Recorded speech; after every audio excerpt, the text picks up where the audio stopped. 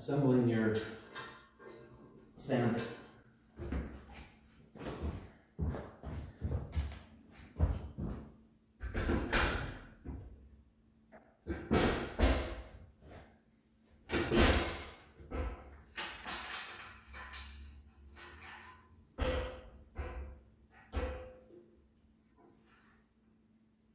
Locking the motor down.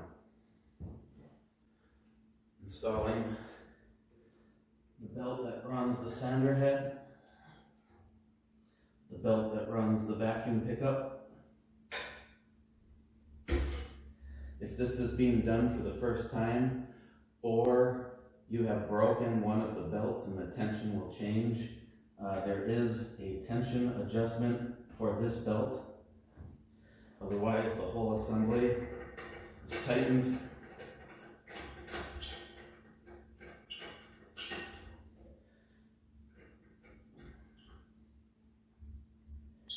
You don't want to overdo these. This one has a memory nut on it so that it bottoms out at the same point.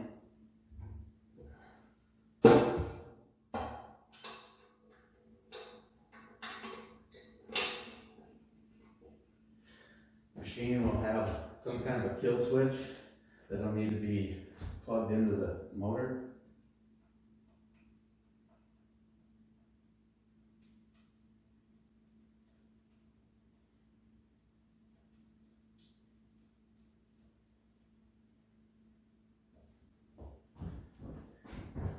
The bag, I recommend a large bag with a zippered bottom.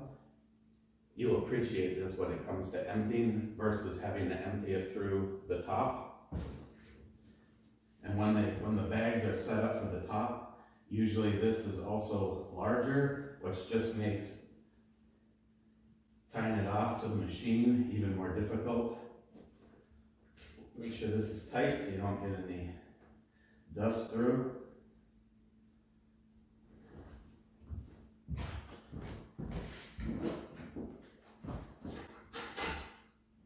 The outrigger, twist lock cord,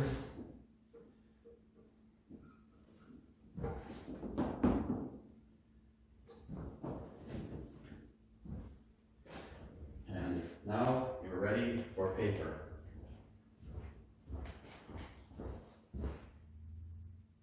Selecting the proper grit.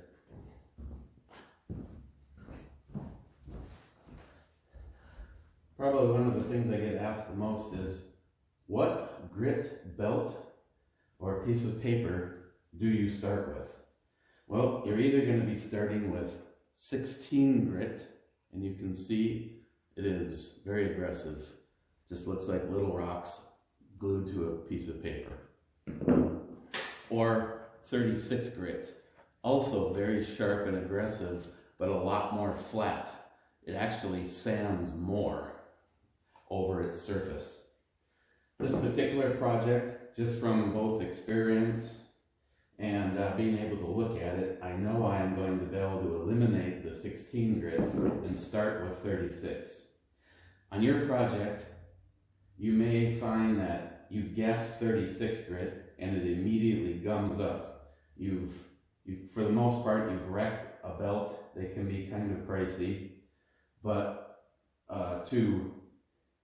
to be able to skip having to go over your entire project with the 16 when it wasn't necessary sometimes is the lesson that you learn if you're able to get away with doing 36 grit. Now, putting it on the machine, I always transport my machines with a belt on to make sure that the sanding head is protected at all times.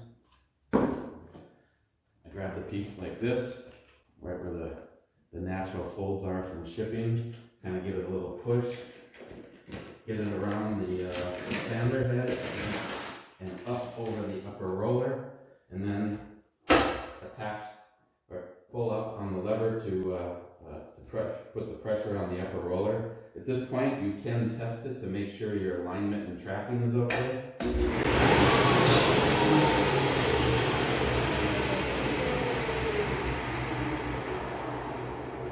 see it's staying centered on the roller. And all the time I've been doing this, I've only had one piece of paper that somehow was defective and wanted to track off of the machine. Once it's set up, it's usually a set it and forget it. Shut your door and you're ready to go. For me, like on this floor, it'll be 36 grit, 60 grit, and 100 grit. And I will be showing you those steps. Floor sanding techniques.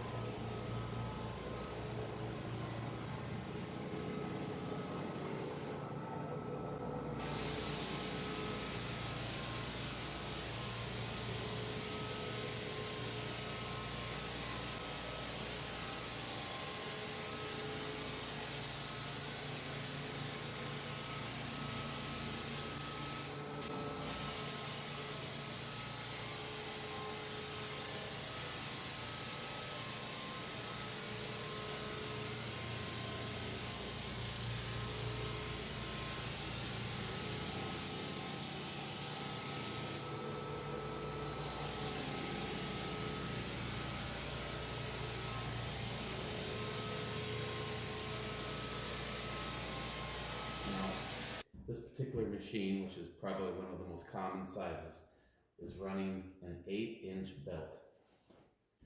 When I sand, I always move half that distance over at a time. So my previous path was right here. I backed up in the exact same path and moved over basically 2 boards, down and back.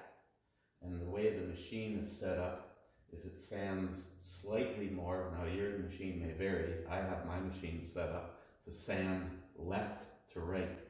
So if you were to take an unsanded patch of floor and slowly lower the head till you've heard it just start to hit and let go and back up, you should see faint sanding at the start of the 8 inches and slightly more aggressive as you work to the right side, if that's the way you have your machine set up to work left to right. Do the opposite of that for right to left. So I'm always feathering off on my previous row. It helps to make sure that there's no grit line by having that overlap.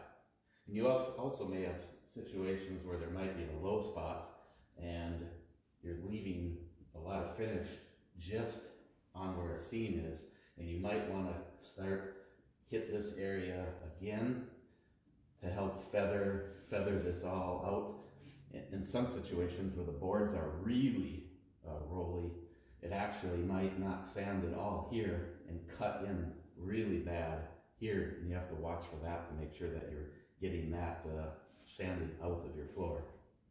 But always overlap.